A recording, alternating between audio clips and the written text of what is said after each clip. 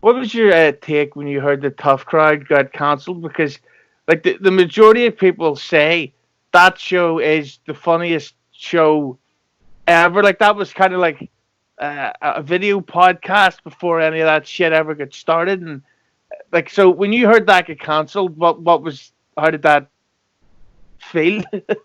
Of course, was devastated because I was a regular on it, so it was good to have the work. But I also love Colin. I love all those guys, even Kevin Brennan. I've been with these guys for 30 years. They're literally like my brothers. So the thing about Tough Crowd is that we knew the craft of comedy.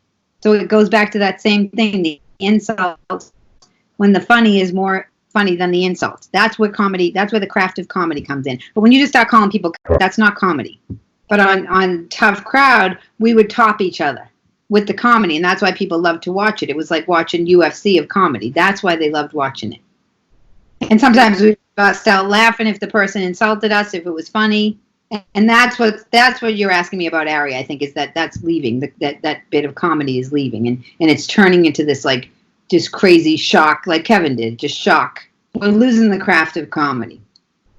But when you're on the show like Tough Crowd, that's so funny, and it's just like these endless 5-star one-liners, and then it's on a fucking channel called Comedy Central, and they cancel it. Does that ever make you think, what the fuck is going on with this industry?